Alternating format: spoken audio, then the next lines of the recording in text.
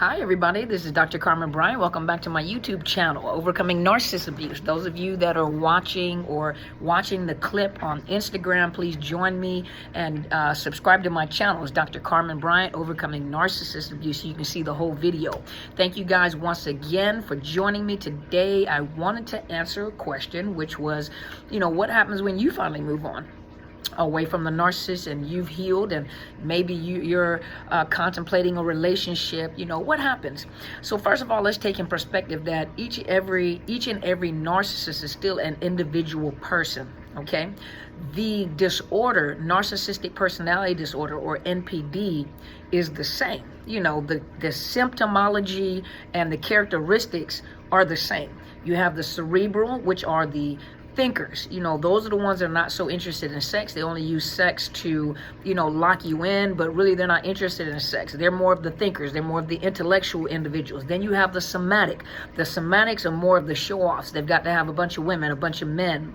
They spend money that they don't have. They drive fancy cars, wear expensive clothes, live in homes, big homes, and a lot of them are in terrible debt and have to find supply to maintain that particular lifestyle. Sorry, you guys, it's poking me in my neck. But they have to maintain a particular lifestyle. Now, also, and those are somatic. Those are the ones that are into sex.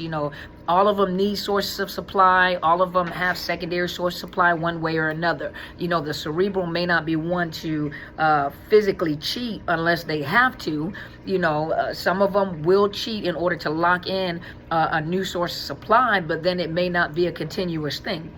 Then you have the somatics that have, harems, whether it's men or women, harems. Now, you also have the overt. The overt are ones that are very obvious, that are out there. It's very obvious to tell that they have the characteristics. They don't care who knows, argumentative. These are the ones that will kill you if they have an opportunity. Always fighting, got to be seen, always have something to say. The covert, on the other hand, are the charismatic ones. Those are the ones that are hidden in plain sight. Those are the ones that everyone thinks is so wonderful, charismatic, beautiful person, doing a lot for the community, and just the biggest heart, gives the biggest donations. And these are the ones that are hidden, but the families are going through hell. They're being abused at home, sexual abuse, physical abuse, psychological abuse, and all of them don't physically abuse, but psychological, they do abuse. All of them abuse, but all of them do not physically abuse.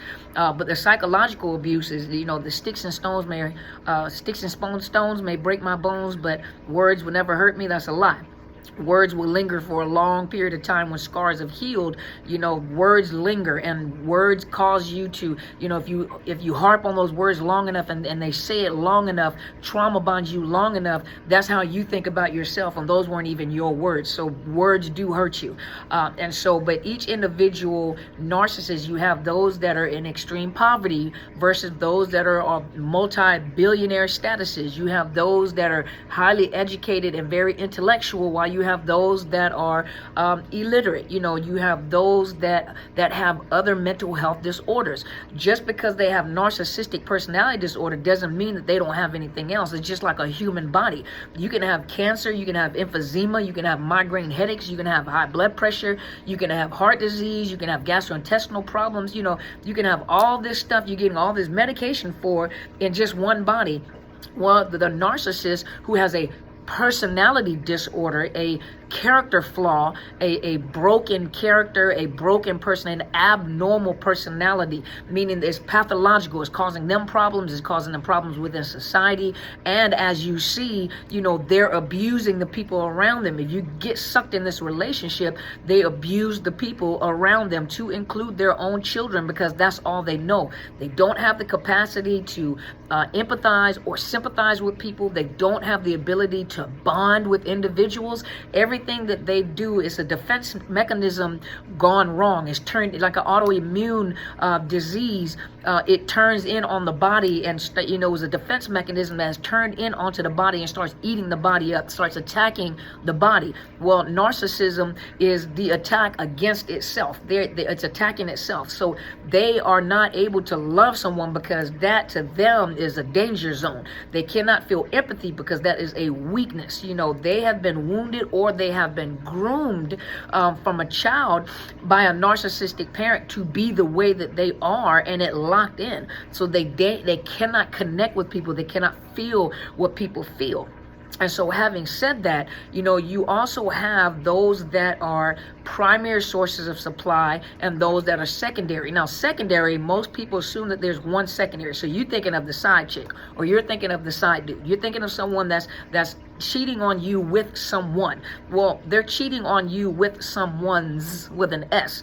Secondary sources of supply, usually they don't have one. They have a plethora, a harem of secondary sources of supply. So many people are assuming, well, I was the secondary source, you and a whole bunch of others. They were just trying to see who was going to fit, who is able to handle the most damage, who is able to handle the most abuse and still stay, and is able to handle that much abuse without leaving. So whoever is able to handle the most abuse is the one that they lock into to make their primary source of supply. Now, you have those that have been primary source of supply 5, 10, 15, 20, 25. I think the longest one, my new friend, my litigator friend, I think she said 48 years. 48 years.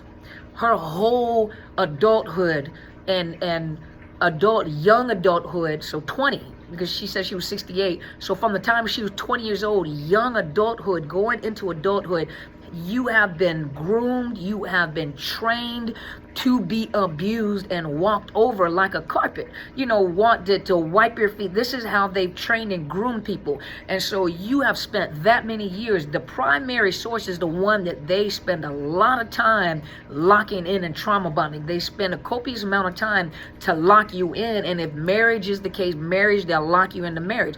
You're married, they're not. So the rules don't apply to them, the rules apply to you. And so they lock you in. And so you're the primary source, like home base, while they go seek other sources of supply because they grow bored with you very easily. But there's something that you have. They want your personality. They want your friends. They want your money. A lot of them are into money, the somatic ones.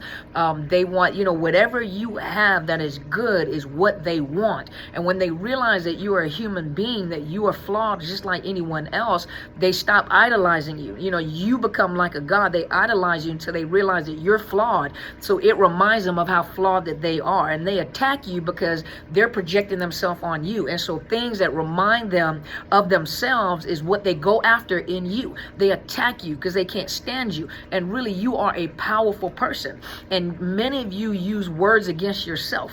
The words against yourself. I'm dumb. I can't believe we have social workers here. We have mental health providers, we have doctors, we have people with law degrees in the legal system. You have, a plethora of different professions, and a lot of you nurse practitioners, nurses who have said, I cannot. You have church leaders who've said, I cannot believe I fell for this. I can't believe at the position that I hold, the education that I have, that I fell for this. Well, it wasn't like you were, they came with a book and a red flag on their forehead, because they're so charismatic. And really, it's a matter of now we have to look at ourselves to find out what were those holes in our hearts that drew them to fill those voids in us. Because when you use other people to fill voids in you, you are destined to, it is inevitable that you're destined to disaster.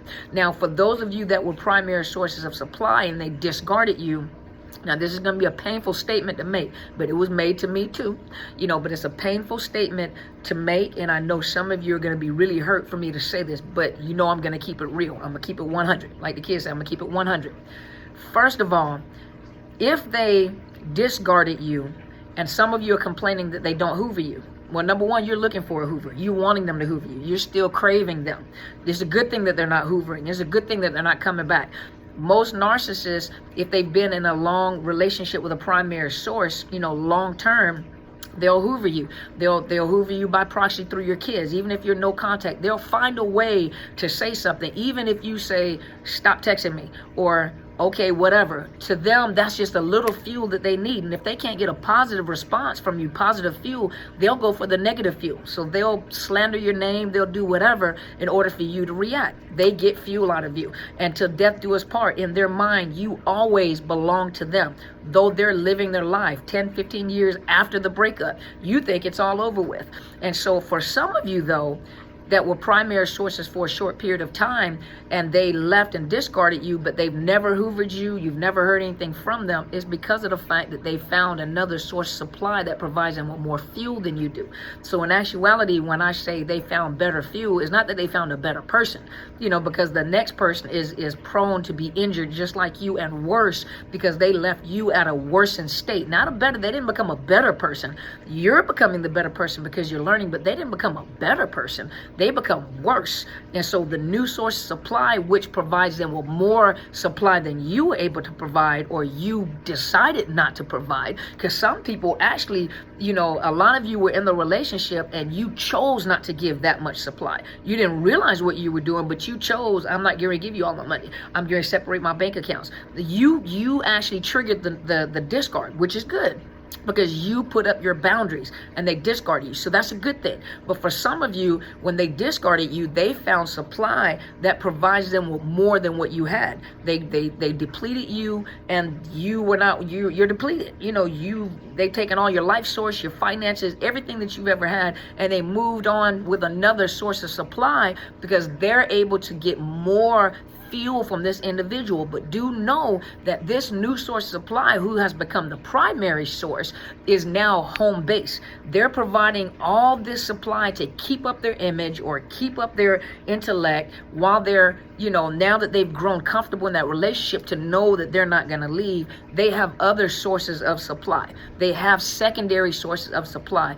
It is inevitable. This is the character of a narcissist. So them leaving you and not hoovering you or anything, stop worrying about that.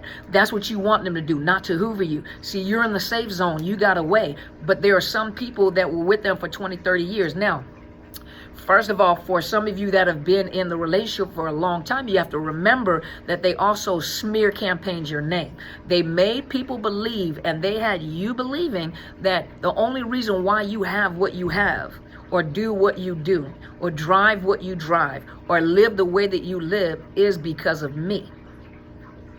And once I leave, you have nothing. So they stand at a distance watching you drown and flare in the water, and that provides them with fuel. That actually makes them feel empowered to watch you struggle.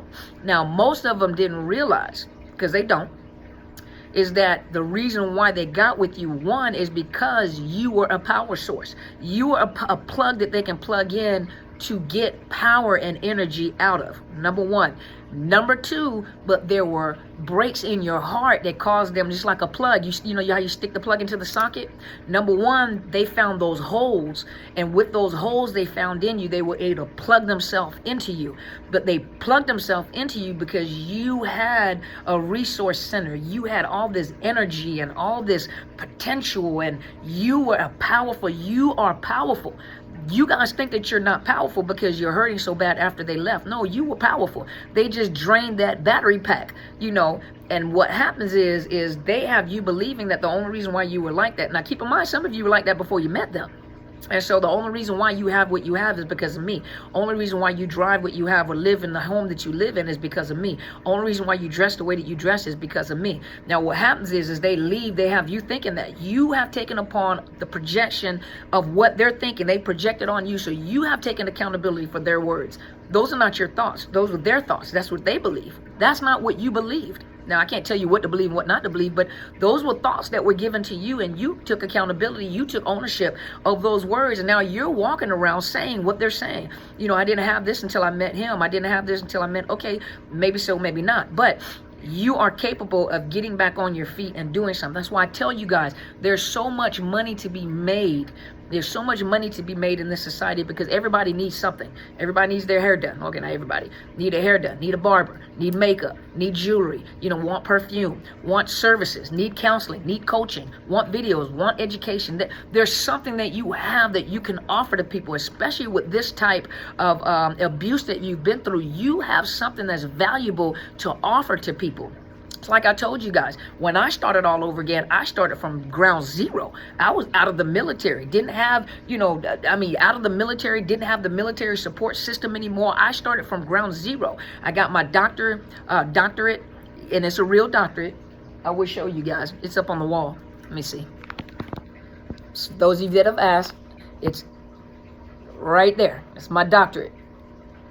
There goes my master's. Right there. There goes my trauma certification. So for those of you that ask, am I a real doctor? Yes. You can find my dissertation. I have to recall what my dissertation is. My dissertation is somewhere out there in Google world. And so yes, I completed a dissertation. I actually have a doctorate. I have a terminal degree, a doctorate. So those of you that asked the question. But I went back to school. You know, I have 4 degrees. I got 4 degrees. 2 of them because in the military, or 3 of them in the military for promotion purposes, you know, to advance myself as a leader. But when I got out, I got my doctorate degree. Not only that, I got life experience. I went to build. I make jewelry. You know, I do facial products. Not only do I do facial products, I'm a counselor. I have my own private practice. I started the YouTube channel. I do coaching. I'm starting classes so you guys can register for particular, not webinars, but like classes where I'm going to teach you about. Some of you can't afford coaching, but I'm going to teach you. So I'm starting that. I'm getting ready to start a podcast. I'm looking into radio. You know, not only radio, I wrote a book. And so, but do you see that this right here doesn't have to be a tragic end? This could be a wonderful beginning, because sometimes it takes someone like the narcissist to bring out what is really in you. Had you sat in that relationship and sat dormant, you would have never known the gifts that you had. And sometimes those gifts came out as a coping mechanism or as a survivor skill to pay for food. You know, you got to pay for your kids to eat. You got to pay bills. And so you found out, you know, it took him or her leaving you to find out what potential was really there. And it was always there, you know. And so when you begin to move on, and you start doing things for yourself, and they look back, and all of a sudden you're not flailing, and you know, and all of a sudden you have a job, you have a car, you have a place to stay, you're looking good, you lost weight, you sound great. They become infuriated. And so how dare you move on, because now you're messing up my life. So what they do is they come to hoover you to try to take what you got again, because you refueled. You know, say they try to take what they try to sabotage. That's why I tell you guys, don't fall for the hoover. They come back for the sole purpose of getting more fuel out of you and sabotaging the show. I still have control. I can still, and they'll tear you down. But the next time they test, like a broken bone, you break the bone in the same spot over and over again. Eventually, you might have to get your foot amputated, or whatever appendage you have. You got to get it amputated because you can't keep repairing it. And that's what you're allowing them to do. Every time you hoover and fall for the hoover, they keep breaking that bone in the same spot. Eventually, it's unstable. You got to get rods and pins in there, or you may have to get it amputated. You know, so don't fall for the hoover. Continue your journey of recovery. Now, the next thing is if you have been a primary source of supply and you were solely dependent, which they want you to be solely dependent on them, and all of a sudden you come up and you're doing better than they are, oh, they're infuriated because they've already smear campaigned your name and told everybody how desperate you are and how, you know, you doing bad for yourself. And I mean, she or he's looking good, but you know, on the inside they messed up, they're needy, and people are looking at you without you saying anything. They're looking at you like, that's not what it looks like. Look like he or she's doing better than you are. You know, that's why I tell you guys during the smear campaign, shut up, stop talking. Because as you focus on yourself and you start coming up, your life will be a contradiction of their lie. Now that sounds good. I need to do a video on that. You have to grow up. You have to heal. You have to get into counseling, and your life will become a contradiction of the lie, the smear campaign that they have launched against you. Not for the sole purpose of you getting back at them, because you're going to fail. If your whole focus is to recover and get back at them and show them how well you're doing, you know, the no contact clears that fog, you know, within time clears the fog. These videos, you know, are putting new information in this, pushing out old information and putting in new information. And I told you guys, you know, go look at my mentors page. Those of you that are needing information biblically and spiritually about narcissism, go to Helen Sadler, Destiny Helper, subscribe to her channel, share, because she's going to give it to you. She's the presiding prelate of Into His Chambers Global Ministries. She is my pastor, my mentor, my counselor. This is who I am under for leadership. This is who trains me you know, especially on the spiritual side of the house. I stick to the clinical side of the house. You can go to people like Quinn Holiday, Associate Direct. You know, a lot of us follow him. You know, I follow him. My mentor follows him. He's really awesome, and he's giving it to you from a male's perspective. Little Shaman, Melanie Tonya Evans, Angie Atkinson, who was the first one I started watching when I began to discover the language. And I was like, oh my gosh, I've been talking about this for the longest. I just didn't know the language. And when I applied the proper language, people begin to understand. I'm like, I've been saying this, but I used the wrong language. I didn't know it had a culture. And so then I started making videos. But there's so many coaches. Dr. Les Brown, I think his name. No, Dr. Les Carter. Dr. Les Carter. That's the one I couldn't recall. Dr. Les Carter is really, really good. Really, really good. But you have all these people that you need to, you know, some people say it's not good to binge watch videos because you keep on opening old wounds. Well, it depends on what videos you're watching. If you're watching videos that keep reopening wounds, and you're not progressing forward, those might not be the videos that you want to watch. Some of those could be narcissists because they don't bring healing. You know, they bring you information, but they're not going to bring you healing and closure. You know, you can find closure on your own because they're not going to give you closure. But, you know, if you're binge watching videos and it's making the situation worse and you don't feel empowered, you don't feel joyful, you don't feel, like you have some, I can catch my second wind. This is very powerful. This is speaking to my situation. If you're not feeling like that coming off even on my videos, then I'm not the one that you need to be watching. You need to find someone that's going to fit you. And so when you begin to progress, you know, their whole thing is you're making them look bad because now that smear campaign has turned against them. You know, but some of you guys are so into fighting back and defending yourself. You have to defend yourself from a fool. Eventually, the fool will be discovered. You know, the fool is going to come out. The fool's going to come out, right? So hopefully this has helped you guys today to give you some more insight on, especially like when I recover, what happens, you know. But hopefully this is elaborated on some information that someone sent me in inquiring about that. I know it was kind of long because I like to elaborate and draw a picture in your mind. But hopefully this has helped you guys. If it has, please, if you're interested, please subscribe to my channel. It is Dr. Carmen Bryant, Overcoming Narcissist Abuse. Hit the bell. I upload Tuesday through Friday. I pre-record and I upload videos. On Sundays, I come on live between 8 and 9 o'clock Pacific Standard Time, which is on the west coast of the United States. Now, this Sunday, we do have a guest, so I'm not sure if I will be able to be back into a place where I can come on live because I will be out away from my cameras, and so I may not be able to come on live. If not, I will send a video. You guys know I always think about you guys. I will post a video. I also have a Facebook page. My professional Facebook page is Psychological Health Consultants and Services. It's a tongue twister. That's my professional Facebook page. I don't post a whole bunch on there, but the videos and, you know, maybe some information about mental health. And then on my, but I do post the videos on there. And then on my, I have a Facebook page for my book. It's Overcoming Narcissist Abuse. I do post videos there and encouraging words. You know, I'm trying to be hip. Make sure you hit the like buttons because I do post on all three of those.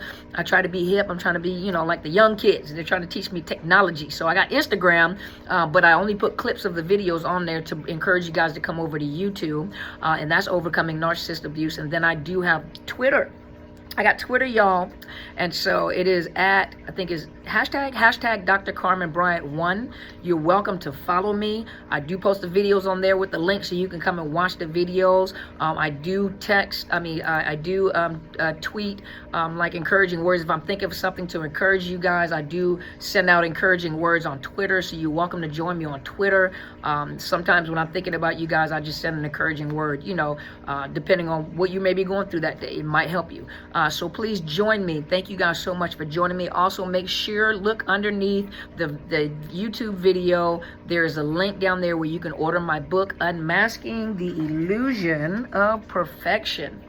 My little card But Unmasking the Illusion of Perfection. It is the story of real people experiencing narcissist abuse from childhood, how they were groomed by their parents and grandparents, how they were groomed by the narcissist, what happened to their children, how they tried to escape, professional women, and how women treat their young boys, the things that they say, how they handle, men, and how men spoke into their lives, and how they handle their children, their boys, and some of the things that I've witnessed, how women handle men, but it is the true story. Now it is Christian based, meaning that I provide encouragement through biblical references. So those of you that are not Christians, take the principles out, because I promise you, you will find yourself in that book. So just take the principles out of the book. Share the book. Make sure you share it with your teenagers, because there are teenagers that are going through this, and you believe you me, there are teenagers, because I went through it as a teenager myself. And so and I didn't know what it was until now that I'm mature and I can talk about it, but I went through it as a teenager from the age of probably 16,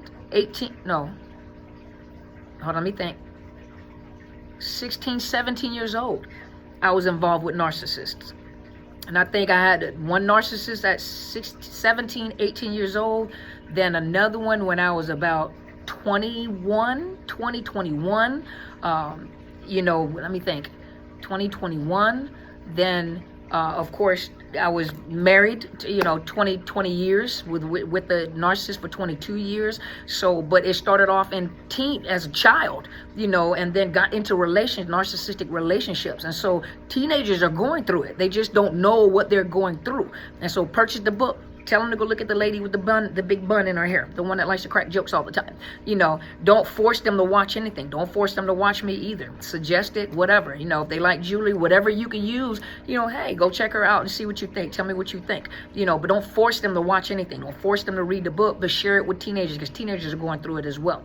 So once again, thank you guys so much for joining me. The book is Unmasking the Illusion of Perfection. Go look on the links underneath the YouTube video. Click the link underneath it. It's got Barnes & Noble, Amazon. You can order the ebook, you can order the Kindle, you can order the hard copy, or you can order, and it's a very nominal fee of $12.95.